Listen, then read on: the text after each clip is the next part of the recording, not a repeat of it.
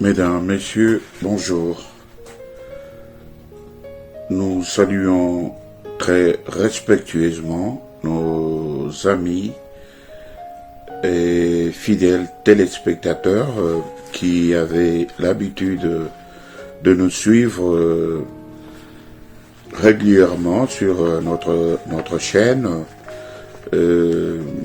tant dans nos émissions matinales au cours de notre rendez-vous de la prière matinale avec l'apôtre, aussi bien que tous les jeudis dans la soirée à partir des 19h pour nos rendez-vous de l'étude biblique.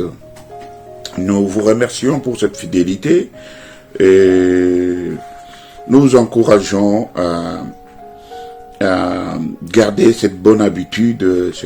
Nous espérons que c'est des moments d'enrichissement, des moments d'édification au travers de l'étude de la parole de Dieu pour approfondir notre communion avec Dieu, notre connaissance de Dieu, pour nous conformer à vivre selon le dessein divin et pourquoi pas hériter tant des promesses terrestres que célestes, des promesses éternelles que Dieu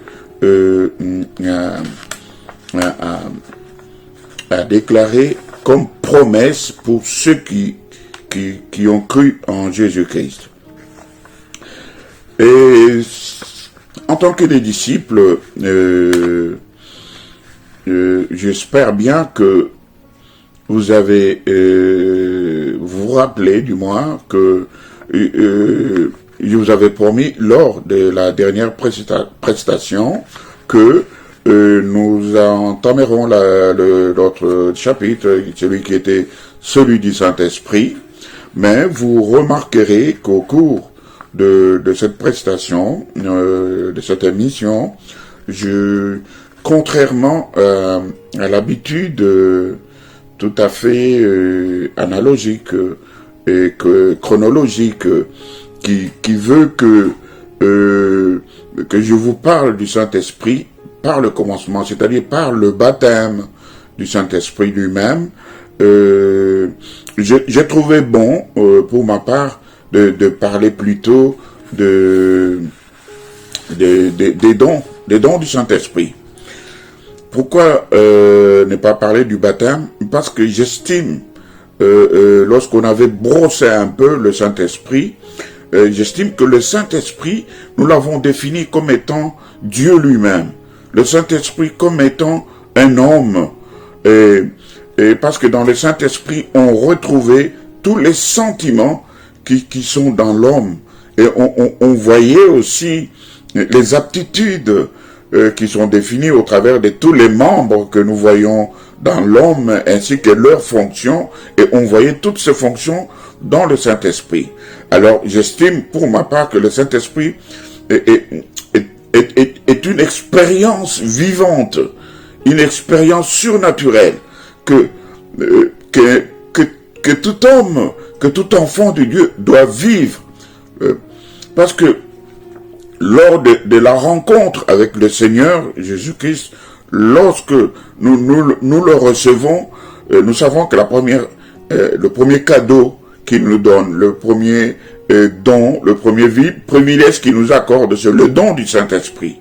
Parce que lui étant Dieu, il est esprit, et il n'y a que ceux qui le recherchent en esprit et en vérité, à qui il se révèle.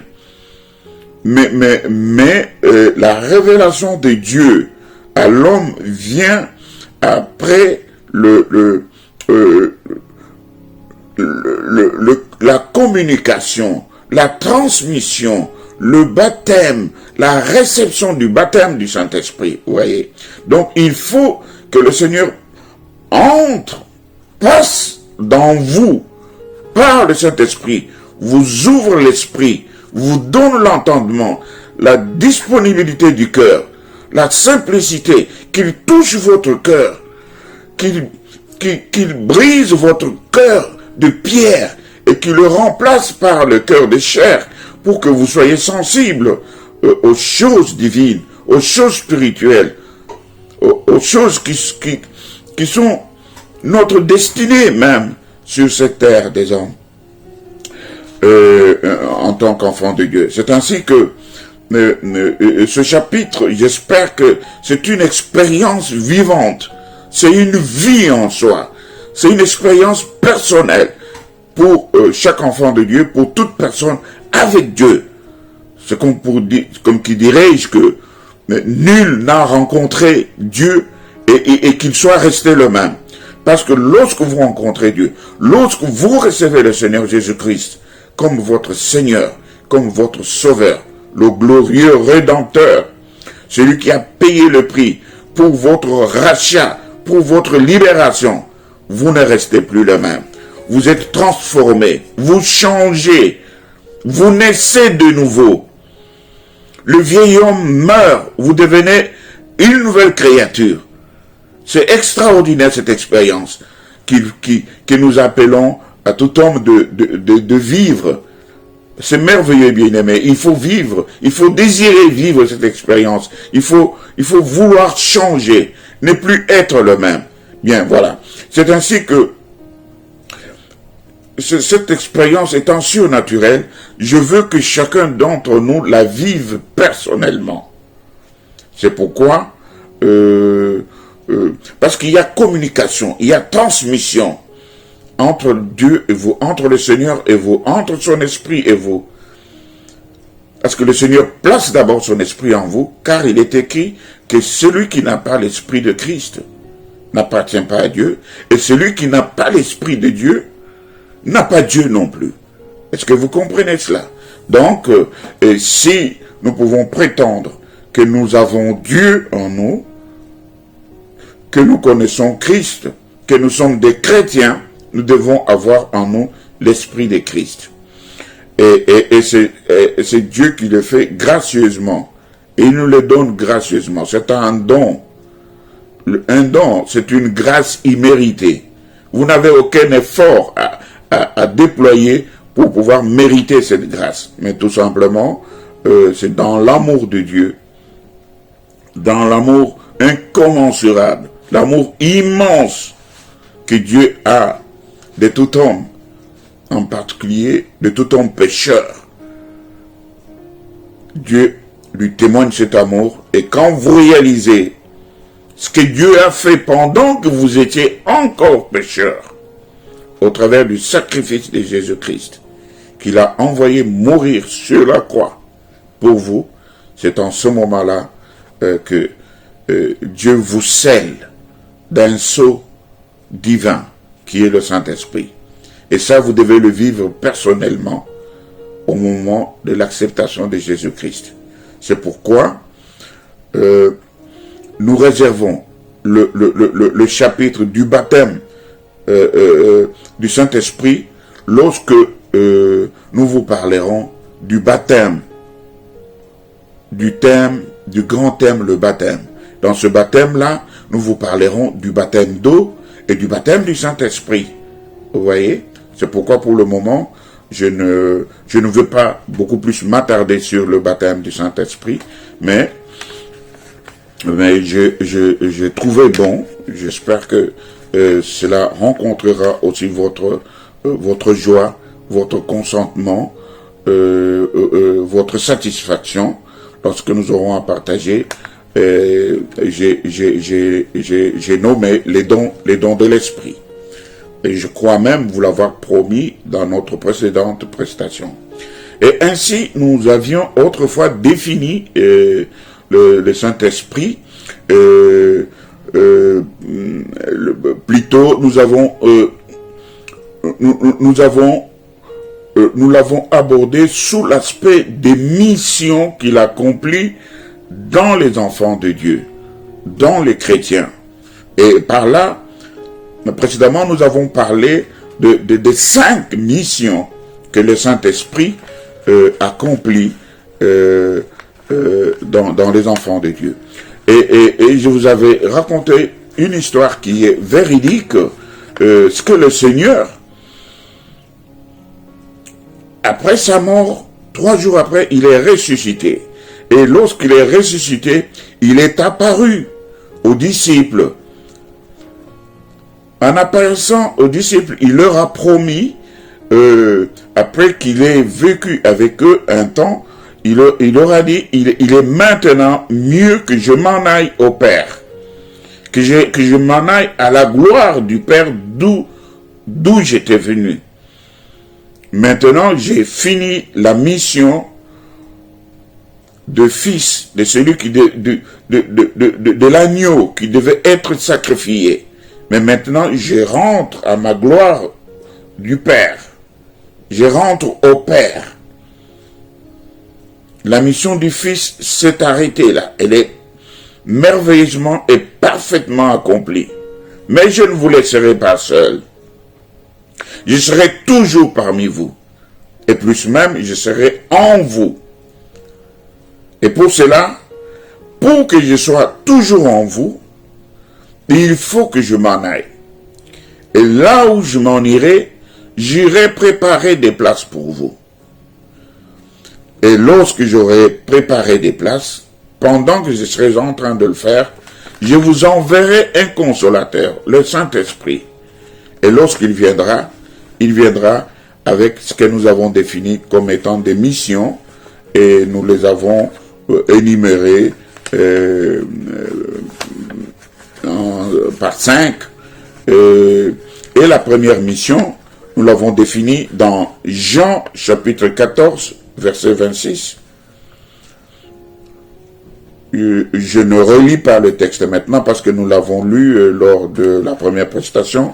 Nous avons dit que le Saint-Esprit avait pour mission de conduire les chrétiens en toute vérité en leur enseignant toutes choses. Voilà la première mission du Saint-Esprit. Et pendant que je vous parle, le texte est en train de passer lentement sur l'écran. Vous lisez le texte et vous me suivez. Je suis en sous-plan. Vous suivez, comment dirais-je, les explications que je vous donne. La deuxième mission est dans Jean chapitre 16, verset 8. Et là, nous disons que le Saint-Esprit a pour mission de convaincre le monde en ce qui concerne le péché, la justice et le jugement. Donc, cela, nous l'avons désigné comme deuxième mission du Saint-Esprit. Et la troisième mission était que le Saint-Esprit avait pour mission de sceller l'appartenance du chrétien à Dieu. Comme nous l'avons dit, que celui qui n'a pas l'Esprit de Dieu ne lui appartient pas. Vous voyez?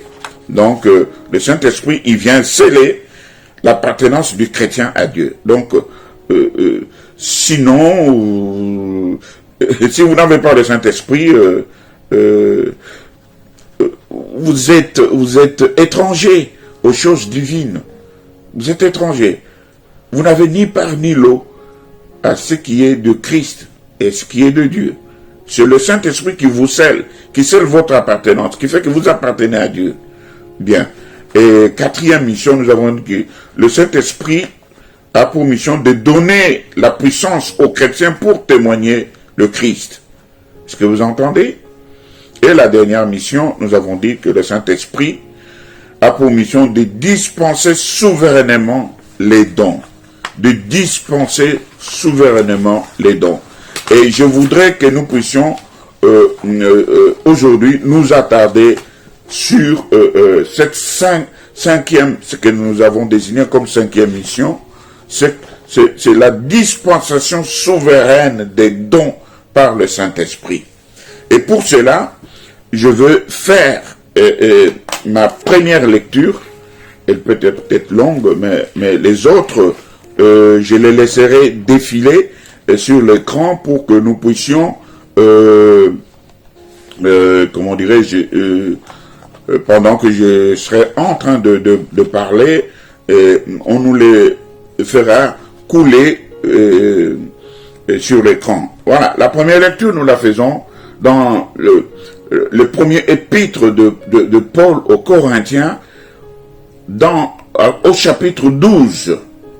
Et là, je lis du 4e verset au 11e. Nous lisons les Saintes Écritures. Lisons-les ensemble avec moi. Si vous n'avez pas vos Bibles, mais le texte est en train de défiler sur l'écran. Je lis à partir du 4e verset.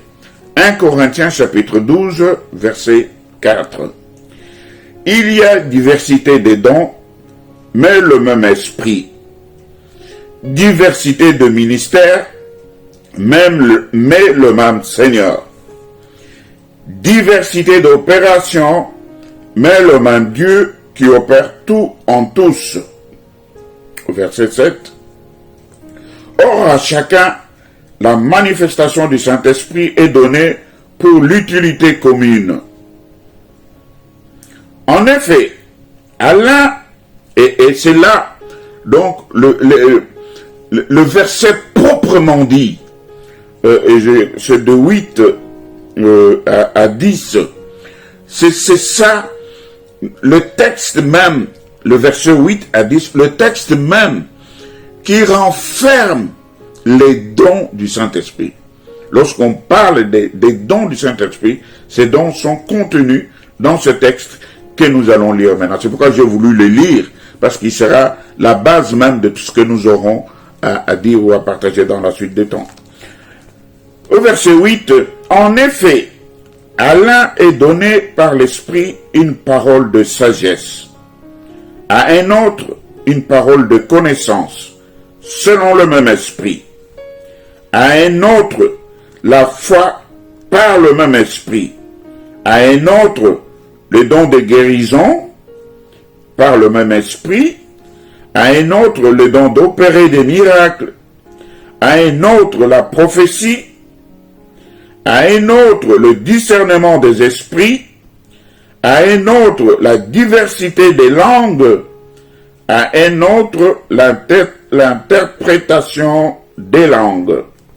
Un seul et même esprit opère toutes ces choses, les distribuant à chacun en particulier comme il veut. Bien-aimés, ce que je veux dire, c'est qu'une fois baptisé du Saint-Esprit, le chrétien devient un membre du corps de Christ. Suivez-moi très bien maintenant. En tant que tel, il doit avoir au moins une fonction dans ce corps. Donc, c'est le Saint-Esprit qui nous introduit dans le corps de Christ. Quelque part, il est dit que Christ même est le corps de l'Église. Et nous tous, nous sommes les membres, nous constituons les membres. Et la seule façon, la seule possibilité, le seul moyen par lequel nous constituons ce corps, c'est par le Saint-Esprit. C'est le Saint-Esprit qui a le pouvoir et la capacité de nous prendre les uns et les autres et nous unir dans un même corps dont la tête est le Christ. Est-ce que vous comprenez? Et maintenant, étant dans ce corps, vous comprenez? Il est dit que le Saint-Esprit fait de nous des membres dans ce corps. Et qu'est-ce qui se passe après? En tant que membres dans ce corps, nous devons avoir une fonction. Est-ce que vous comprenez? Et le Saint-Esprit dispose souverainement chaque membre en un endroit précis du corps. Sinon, le corps serait, comment dirais-je, mal formé. Il serait un monstre. Vous comprenez? Mais il est bien disposé avec des membres, les uns accomplissant une fonction qui est complémentaire aux autres et qui fait que chaque membre est utile et tous travaillent dans la complémentarité les uns des autres. Et aucun membre ne peut se passer de l'autre.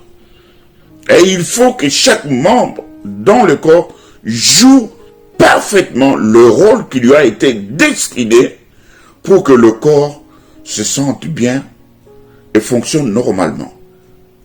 Et nous continuons pour dire, c'est en fonction de l'endroit où le membre est placé dans le corps de Christ qu'il est qualifié spirituellement pour être utilisé. C'est ce qu'on appelle le don spirituel. L'exercice des dons spirituels demeure une question de foi et d'obéissance à la parole de Dieu. Celui qui a cru en Jésus-Christ est incorporé dans son corps, dans le corps de Christ. Par conséquent, il n'y a pas de membre dans un corps qui n'ait pas de fonction, à moins que ce membre-là soit paralysé, à moins que ce corps-là soit paralysé. C'est un exemple que nous vivons souvent au quotidien quand on voit des gens qui font un infarctus, c'est-à-dire ce que nous appelons couramment, comment dirais-je, des paralysies qui sont dues à des crises d'hypertension, de l'infarctus. Donc, l'autre nom courant m'échappe.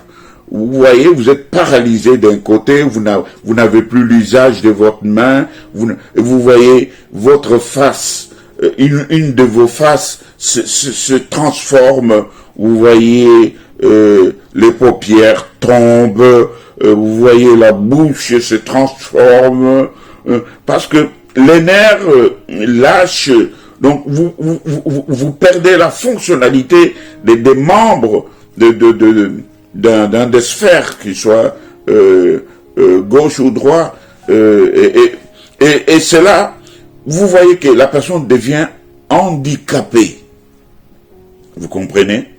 Donc, à cause de la paralysie. Donc, c'est pourquoi, dans le corps, tous les membres doivent fonctionner normalement, à moins qu'ils soient paralysés. C'est ainsi que la conséquence totale à Dieu qui facilitera l'explosion des dons dans la vie des chrétiens. Donc, qu'est-ce qui se passe? Lorsque nous sommes membres dans le corps et que nous fonctionnons normalement, chacun à sa place, Dieu, cela pousse Dieu à faciliter l'explosion des dons dans la vie chrétienne.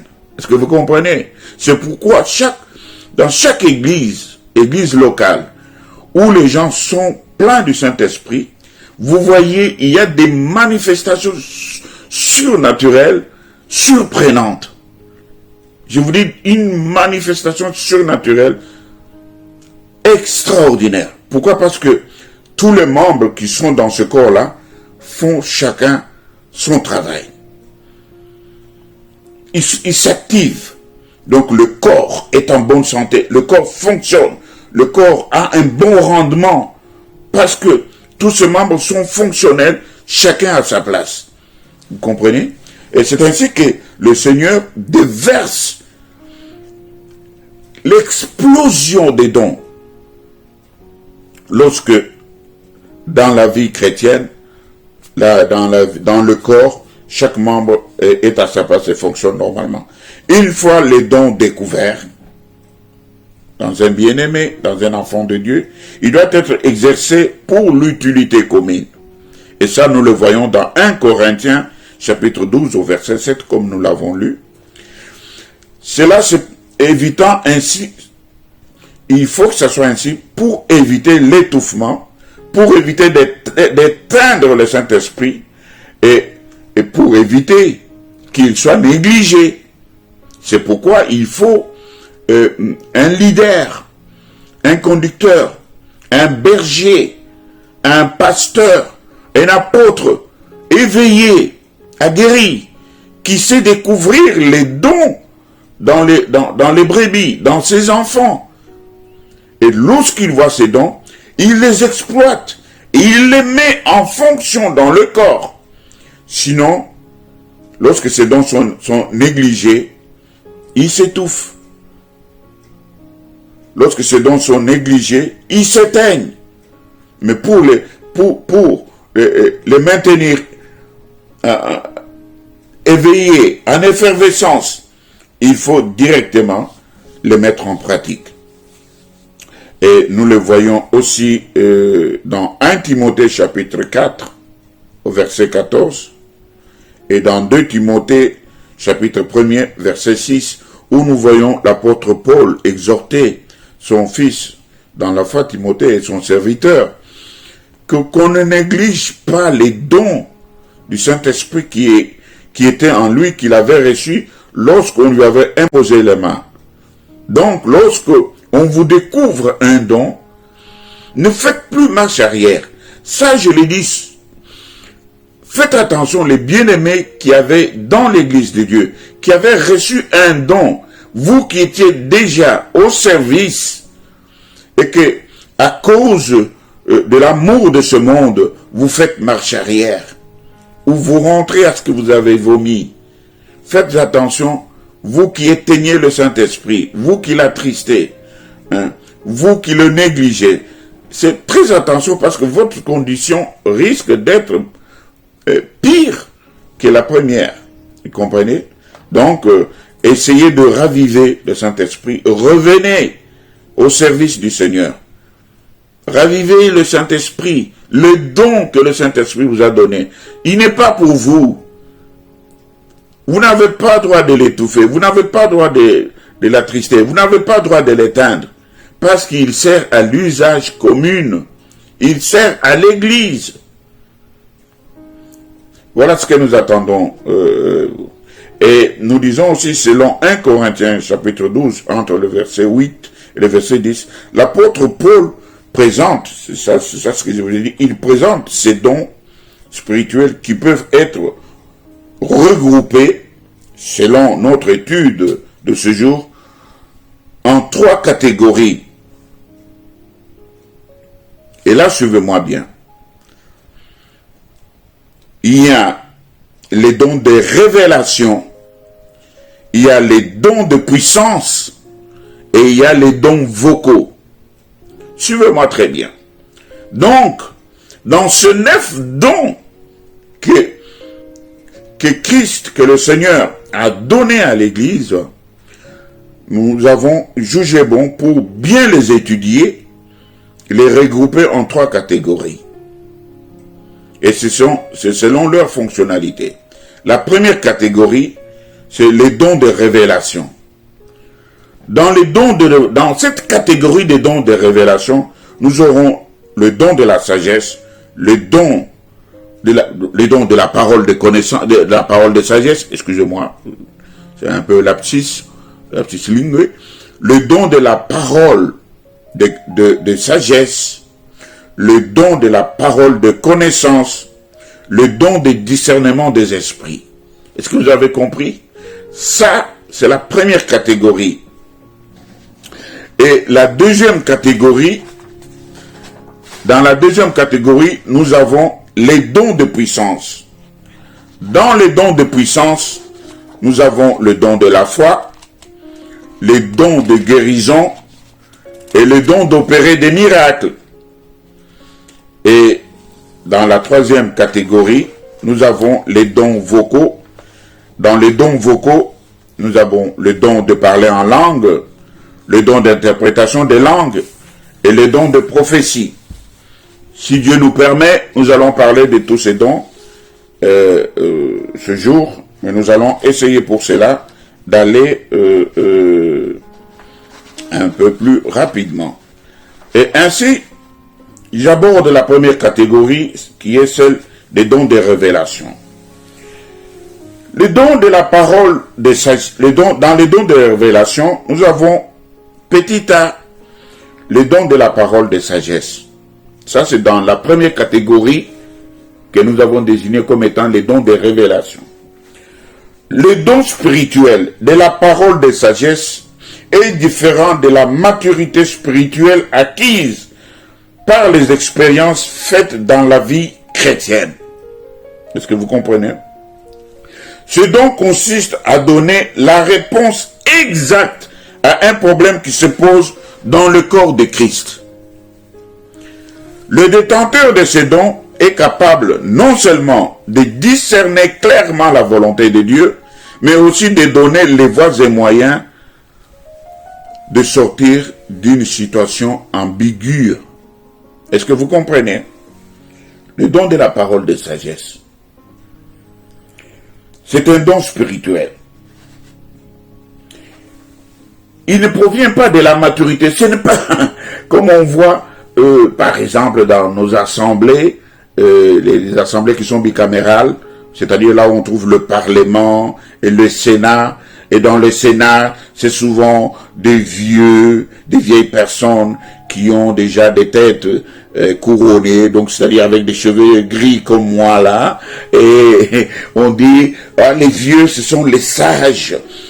Quand ils interviennent, ils ont toujours des paroles de sagesse. On croit que la vieillesse, on croit que le fait d'avoir les cheveux gris, c'est ça la sagesse même. Non, détrompez-vous.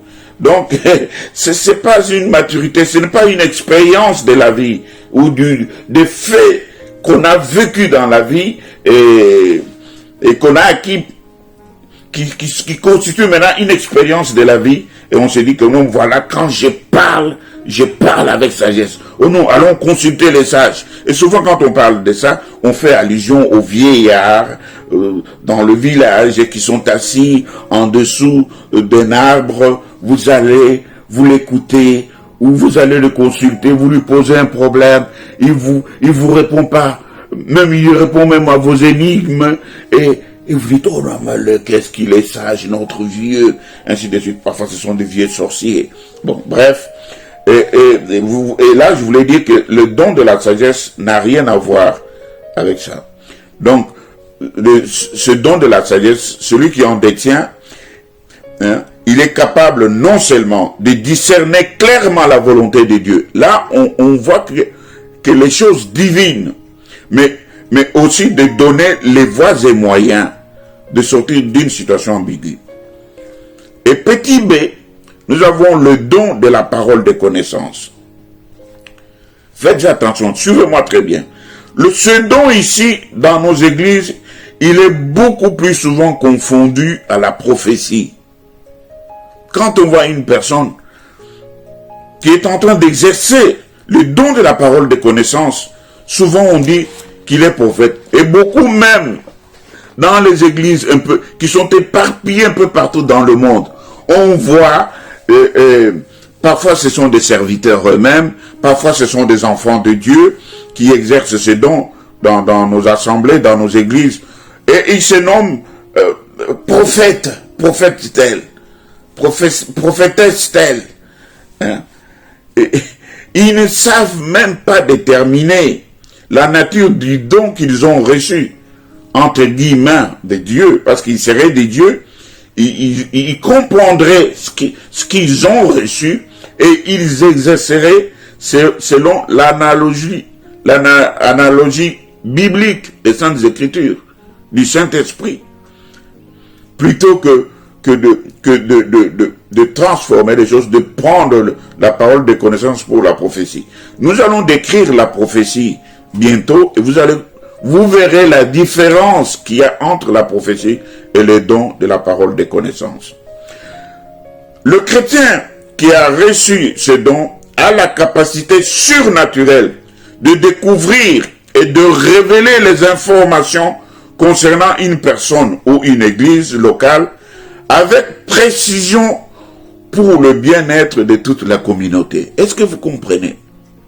Donc, quand vous avez le don de la parole de connaissance et que vous exercez, vous recevez une capacité surnaturelle. Et cette capacité vous dote vous rend capable, hein, il vous rend capable de découvrir ou même de révéler les informations concernant une personne, un enfant de Dieu, une église locale, et ça avec une précision millimétrique, donc exacte. Et cela, c'est pour le bien-être de la communauté. Donc ce sont les dons qui édifient l'église. ça ne divise pas, ça ne détruit pas, ça ne révèle pas que les mauvaises choses dans les enfants de Dieu. Mais ça donne les voies et les moyens pour en sortir. Et souvent, ce don, le Seigneur l'exerce au travers de ses serviteurs dans l'Église pour toucher les païens, les non-chrétiens. Quand vous voyez une personne, elle entre dans l'Église, on commence à lui dire sa vie, présente ou passée. On lui dit les faits qu'il a vécus avec exactitude. Il se dit, mais est-ce que cette personne, est-ce qu'on lui a raconté ma vie? Il les regarde tout autour. Il dit, est-ce que celui qui m'a amené ici, il n'a pas raconté à ce monsieur ou à cette dame ma vie? Mais quand il le regarde, avec le concours de circonstances, il voit que la personne ne le connaît même pas. Et il ne savait même pas que lui allait être là ce jour-là. Et il est troublé, il dit non, ça, c'est Dieu qui m'a parlé. Parce qu'une autre personne ne parlerait pas ainsi de ma vie avec des détails, comme je viens de l'entendre. Ça, il peut même dire des choses que vous avez faites, mais que vous avez oubliées. Et quand il vous les dit, le souvenir vous revient. Alors vous dites, mais attends, mais ça, il ne l'aurait pas su. S'il le dit vraiment, puisque c'est vrai, alors, il a une grâce spéciale. Ici, Dieu est là. Dieu m'a découvert. Et la personne est touchée. La personne s'humilie. La personne se répand. Hein, et elle s'affaisse au pied de la croix du Seigneur. Elle pleure sur ses péchés. Elle prend la résolution de renoncer à ses péchés. Parce qu'elle a été touchée par le Saint-Esprit. Vous voyez, ça c'est la parole des connaissances. Et troisième, c'est dans les dons des révélations, nous avons le don de discernement des esprits. Ma prière à moi, en tant que serviteur de Dieu, est que tous les enfants de Dieu, que tous les serviteurs de Dieu, et que tous ceux qui servent dans l'œuvre, dans l'église locale, aient ces dons, le don des discernements. Il faut vraiment le désirer. Ce don, c'est une capacité spirituelle accordée à certains chrétiens pour qu'ils soient capables de discerner les esprits qui sont à la base d'une parole ou d'un comportement quelconque dans la vie des chrétiens ou de la communauté. Les chrétiens qui ont ces dons peuvent pénétrer dans le royaume secret et dévoiler même les mauvais esprits déguisés en anges de lumière, selon 2 Corinthiens chapitre 11, versets 14 à 15. Il est aussi très sensible à identifier l'action du Saint-Esprit. Qu'est-ce que je comprends par là? Que celui qui possède le don de discernement dans une église locale, dans une communauté, dans une assemblée, si nous sommes, nous tous serviteurs, parce que nous sommes sauvés pour servir, nous sommes des disciples de Christ, si nous tous serviteurs, nous avons le don de discernement, il n'y aura pas de critique, il n'y aura pas de diffamation, il n'y aura pas de médisance, il n'y aura pas d'incompréhension, il n'y aura pas de querelles, il n'y aura pas de doute et d'incrédulité. Est-ce que vous comprenez? Toutes ces choses, surtout la médisance, la calomnie, toutes ces choses mauvaises que l'on trouve dans le monde ne devraient pas se retrouver dans l'église, bien-aimés. Ça ne devait que se limiter dans le monde. Mais fort curieusement, je dirais même plus fort malheureusement, ces choses, on les trouve aussi dans l'église. Ça, c'est un manque de l'esprit de discernement. Parce que si vous avez l'esprit de discernement, et que vous voyez un bien-aimé qui vous attaque, ou vous êtes là, vous entendez une conversation, des enfants de Dieu qui sont en train de critiquer l'autre, vous allez aller par des paroles d'exhortation, dans l'amour, vous les faites voir que ce qu'ils font n'est pas bon, vous les amenez à la repentance, à renoncer, à demander la grâce de Dieu, le pardon de Dieu pour ce qu'ils ont dit. Vous priez ensemble et la faute et le péché est couvert. Vous allez voir un serviteur de Dieu ou une servante de Dieu qui maudit un autre enfant de Dieu. Parce que il disait du mal de moi. Je l'ai maudit. Mais ça, c'est un manque de discernement. Quand nous allons vers Dieu, quand nous allons dans nos assemblées, quand nous allons dans l'église, c'est pour être bénis. Dieu ne peut pas parler pour que vous restiez dans la situation habituelle, dans la situation malheureuse. Mais nous allons pour être bénis. Dieu bénit. De Dieu nous recevons des bénédictions. C'est ainsi que quand vous voyez quelqu'un qui est fâché, qui pousse même sa colère jusqu'au point de maudire d'autres enfants de Dieu, il n'a pas le discernement. Parce que s'il avait le discernement, il comprendrait d'abord de quel esprit ceux qu'il prétend qui lui ont fait du mal étaient animés. Parce que s'il comprend qu'ils sont animés d'un esprit qui n'est pas l'esprit de Christ, il va aller vers ces personnes, leur faire voir que, bien-aimés, ce que vous dites n'est pas bon. Voilà comment marcher. Et ensemble, ils vont pleurer sur leurs péchés. Et cela, ça ne doit pas seulement être le berger, le pasteur qui doit vous amener à cela. Mais vous devez en être aussi capable. N'est-ce pas? Bon. Et nous allons rapidement aller vite. Nous entamons le deuxième point qui est le don de la puissance. Dans les dons de la puissance, nous avons dit qu'il s'agit des dons de la foi, du don de guérison et du don d'opérer des miracles. Les dons de la foi, c'est le petit a dans les dons de puissance. Le don de la foi est différent de la foi que tout enfant de Dieu peut avoir quand il écoute la parole de Dieu. Et cela, c'est selon Romains 10, verset 17. Romains 10, verset 17.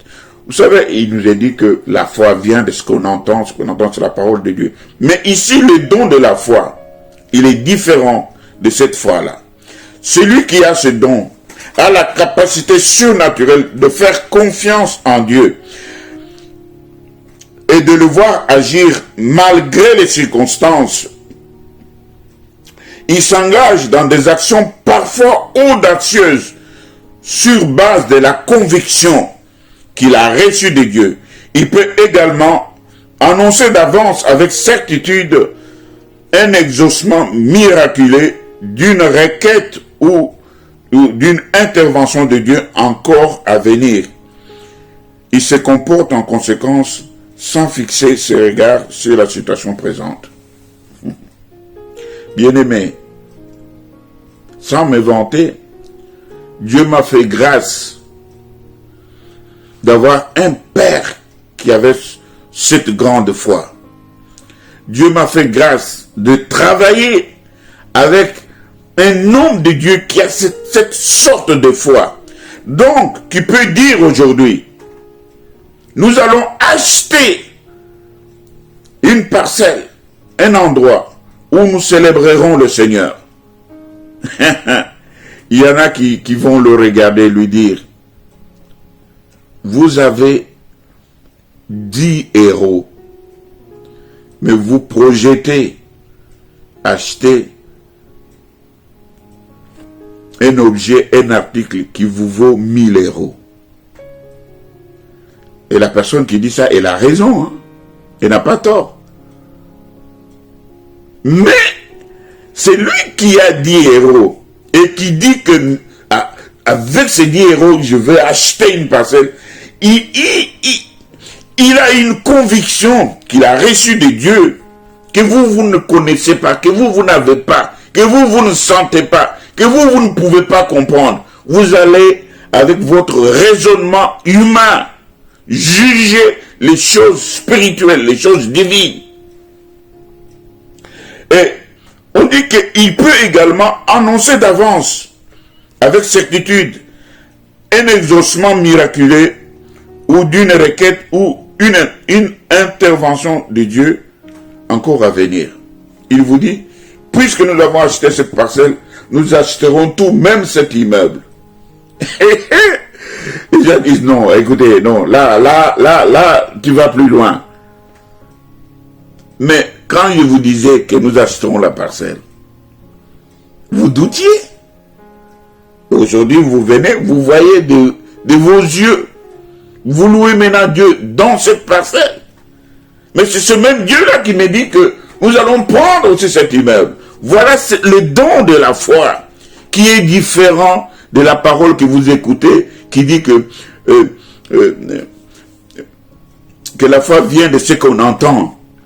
C'est différent cette foi-là. Ici, c'est une capacité surnaturelle de faire confiance en Dieu. Est-ce que vous comprenez?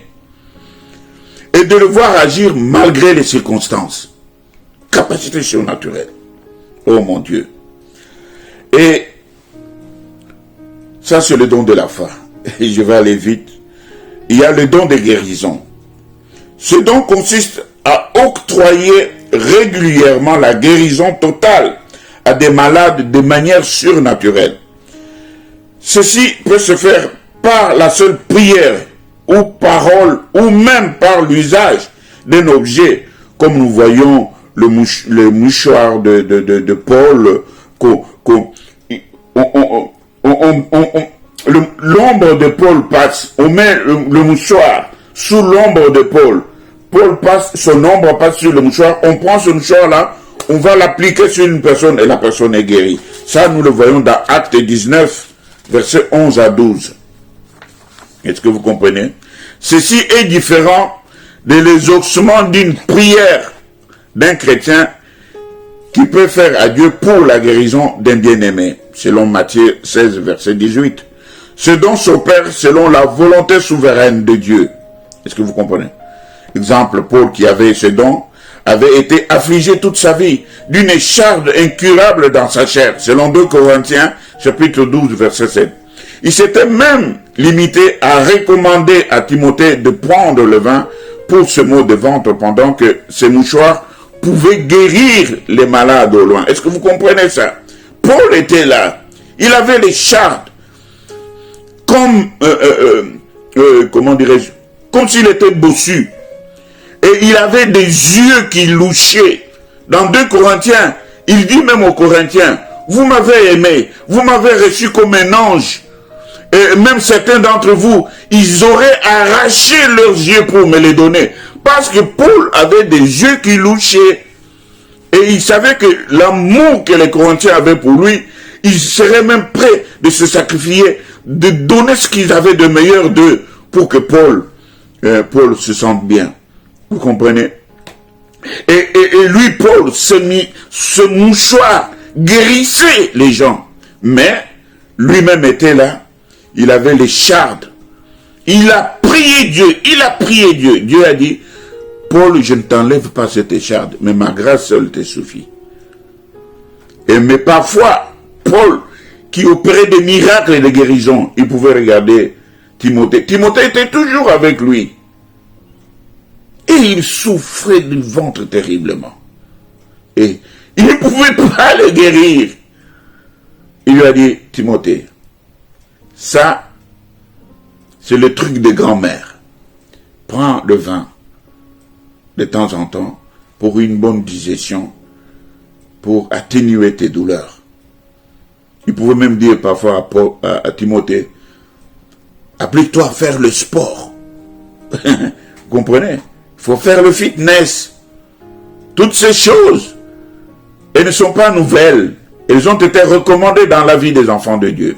Je vais vite. Et ce don de guérison doit s'exercer dans l'Église pour l'intérêt de la communauté. Le détenteur de ce don ne doit exiger ni argent, ni honoraire, car ce qu'on a reçu gratuitement, on doit le donner aussi gratuitement, selon Matthieu 10, verset 8. Le petit point C, dans les dons de puissance, il y a les dons de miracles. Le détenteur de ce don, il est capable d'opérer des actions qui sortent des principes et des lois ordinaires de la nature. On peut voir l'exemple de la résurrection des morts, comme le cas de Dorcas dans Actes chapitre 9, verset 40. Comme faire marcher un paralytique. Nous avons vu Pierre, qui était accompagné des gens qui ont croisé un paralytique devant la porte du temple. Pierre lui a dit, regarde-nous, on n'a ni or ni argent, mais ce que nous avons, nous te le donner. Au nom de Jésus-Christ de Nazareth, lève-toi et marche. Vous voyez? Et le paralytique s'est levé, il a marché. Ce don peut être exercé sur la création. Il peut s'exercer pour les cas des morts, pour les cas des gens qui sont possédés des démons, pour les cas des maladies. Le champ d'action de ce don de miracle est illimité. Toutefois, il doit s'opérer dans l'Église et pour l'édification de l'Église, de la communauté, de l'Assemblée. Est-ce que vous comprenez? Je crois qu'il serait mieux que nous parlions des dons vocaux prochainement. Et il y a encore de bonnes et merveilleuses choses que nous aurons à apprendre lors de notre étude, lorsque nous parlerons des dons vocaux. J'ai pris beaucoup plus de temps dans l'introduction. J'aurais pu concentrer, comment dirais-je, tous ces trois catégories de dons, mais retenez bien, reste les dons vocaux. Nous parlerons des dons vocaux et après les dons vocaux, nous verrons le fruit de l'esprit. Il y a aussi 9. C'est une très très bonne et merveilleuse chose. Le fruit de l'esprit. J'ai dit ceci pour pouvoir vous donner l'envie d'être des bons disciples, de suivre nos rendez-vous, parce que nous estimons qu'il y a des choses merveilleuses, des choses qui sont édifiantes, par lesquelles nous sommes tous édifiés, et qu'au cours de ce partage, vous pouvez poser des questions, vous pouvez, comment dirais-je, parfois dire ce que vous voulez qu'on puisse reprendre dans les détails pour une bonne compréhension. Selon la mesure de la grâce que Dieu nous accorde, on pourrait revenir ou nous pourrons nous faire compléter par des éminents serviteurs de Dieu qui pourront défiler dans cette tranche de l'étude biblique pour laquelle j'ai saisi cette occasion pour bénir le couple Denis Amzougan et maman Catherine Amzougan pour le travail qu'ils abattent pour permettre que nous puissions arriver dans vos maisons et distribuer à tous les bien-aimés ces éléments que vous pourriez revoir quand vous avez l'occasion, et que toute l'assemblée des enfants de Dieu et de la trompette, nous demandons que vous soyez fidèles au rendez-vous de jeudi et de tous les matins à partir de 6 heures lors de nos cultes matinales avec l'apôtre Jean-Denis, et vous rencontrerez tous les serviteurs de Dieu dans leurs différentes grâces pour notre édification. Que Dieu vous bénisse, qu'il répande le Saint-Esprit en abondance. Et j'ai prié pour que le Seigneur lui-même vienne au travers de votre désir, de votre attente, de vos prières, vous baptiser du Saint-Esprit, personnellement, parce que ne vous ayant même pas parlé du baptême, je crois que pendant que je parle du Saint-Esprit, le Seigneur peut vous toucher là où vous êtes, et que le Saint-Esprit peut descendre en vous. Le Seigneur peut vous baptiser du feu du Saint-Esprit maintenant, avec la manifestation des dons, dont le premier est le parler en langue. Soyez bénis en écoutant ces choses dans vos maisons, que tous les bien-aimés puissent être renouvelés dans la plénitude du Saint-Esprit, et que dans toutes les assemblées des saints, le Seigneur fasse exploser les dons dans toute l'Église pour pouvoir combattre l'ennemi, combattre ses activités, la mondanité, la chair, le diable. Et ces trois choses qui nous combattent pour nous priver de la grâce et de l'excellence que le Seigneur nous réserve au travers de la vie chrétienne normale et parfaite, pour que nous soyons des frères à Jésus-Christ et que nous puissions être des co-héritiers de toutes les promesses du royaume des cieux, que nous le vivions sur cette terre et éternellement dans les cieux, où nous amassons déjà pour le trésor qui ne sera ni rongé par la rouille, ni par la teigne, mais qui est un trésor éternel. Et que nous soyons préparés comme des épouses pour ce grand jour des noces, où nous serons emportés dans les nuées pour le grand repas des noces avec le Seigneur dans les nuées. Soyez bénis et à très prochainement, retenant nos moments de rendez-vous tous les matins pour la prière matinale et tous les jeudis à 19 h. Que Dieu vous bénisse abondamment dans vos maisons et dans tous les lieux où vous nous suivez. Au nom de Jésus-Christ. Amen.